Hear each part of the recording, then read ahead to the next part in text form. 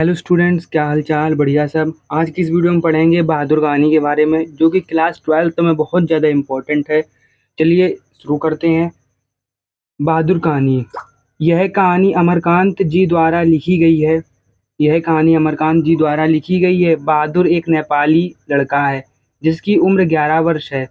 एक दिन बहादुर के पिताजी की मृत्यु हो गई। मतलब बहादुर एक नेपाली लड़का है, उसकी उम्र 11 वर्ष है, उसके पिताजी की मृत्यु हो चुकी है या हो गई है, जिसके बाद वह अपनी माँ की पिटाई से बचते हुए वह भारत के साधारण परिवार में नौकरी कर लेता है। मतलब उसकी माँ उसे डेली मारती हैं, जिससे वो माँ की पिटाई से बचने के लिए वह भारत के एक साधारण यानी मिडिल क्लास फैमिली में वो नौकरी कर लेता है। बहादुर एक सरल स्वभाव व हंसमुख बालक है। बहादुर एक बहुत सरल स्वभाव, मतलब उसका जो स्वभाव है बहुत अच्छा है, और वह हंसमुख है, मतलब हंसमुख बालक है। वह जब भी किसी से बात करता है तो हंसते हंसते करता है। मतलब वह जब भी बात करेगा तो हंसते हंसते बात करता है। उस लेखक की गृह स्वामिनी बहुत प्रसन्न रहती हैं। मतलब उसकी जो गृह स्वामिनी है निर्मला, निर्मला नाम है, वह इससे खुश रहती बहादुर से। बालक बहादुर जल्दी जल्दी सारा काम खत्म करके सो जाता है। मतलब जो बहादुर है जल्दी से अपना काम पूरा करके सो जाता है, क्योंकि वो 11 वर्ष का है, छोटा बालक है। और सुबह जल्दी उठकर सभी को उठाता है और फिर अपने काम में लग जाता है। मतलब वह सुबह जल्दी उठता है और सभी को उठाता है, फिर अपने काम में लग जाता है। एक दिन निर्मला के बेटे ने उसे शुगर के बच्चे की गाली दी। मतलब एक दिन निर्मला का जो बेटा था उसने उसे गाली दी, तो वह वहाँ से चला गया। फिर वो वहाँ से चला गया, फिर से प्रसन्न मन से अपने काम में लग गया। मतलब फिर से वो प्रसन्न मन से अपना काम दोबारा से करने लग गया, या उसी काम को दोबारा करना शुरू कर दिया। उसके बाद फिर एक दिन की बात है, निर्मला निर्मला को उसके पड़ोसियों ने भड़का दिया। मतलब निर्मला के पड़ोसी हैं, उन्होंने निर्मला को भड़का दिया, बिल्कुल भड़का दिया। तो उस दिन बहादुर के लिए खाना नहीं बनाया। परंतु बहादुर भूखे पेट ही सो गया।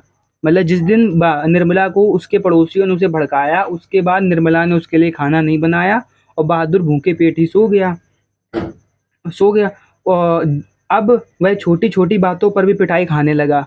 मतलब छोटी-छोटी बातों पर भी उसे पीटा जाने लगा, या पिटाई खाता था। एक दिन निर्मला के घर में उसके रिश्तेदार आए। वह जब भी आते तो बच्चों के लिए कुछ भी नहीं लेके आते, और कोई नया एक बहाना बना देते। मतलब जब भी वे आते तो बच्चों के लिए कुछ भी खाने के लिए या फिर कोई भी खेलने के लिए चीज़ नहीं लाते, और वे कुछ ना कुछ बहाना बना देते कि परंतु इस बार तो हद तब हो गई जब बहादुर के ऊपर चोरी का इल्ज़ाम लगा दिया। उसे पीटा गया, यहाँ तक कि पुलिस की भी धमकी दी गई बहादुर को पुलिस तक की धमकी दी गई। उसके बाद कुछ देर बाद निर्मला को याद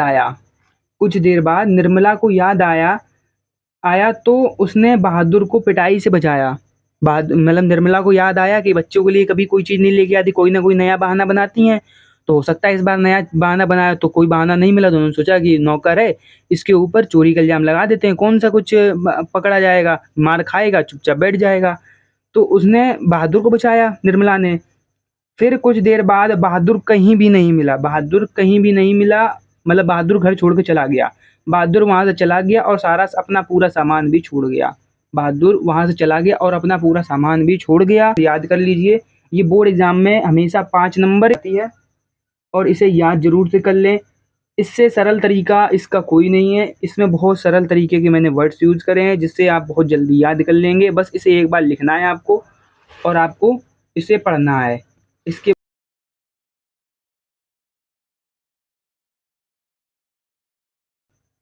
और वीडियो अच्छी लगी हो तो वीडियो को लाइक जरूर कर दें। चैनल पहली बार आए तो चैनल को सब्सक्राइब जरूर कर दें, जिससे रोजाना ये ऐसी वीडियो आपको मिलती रहेंगी।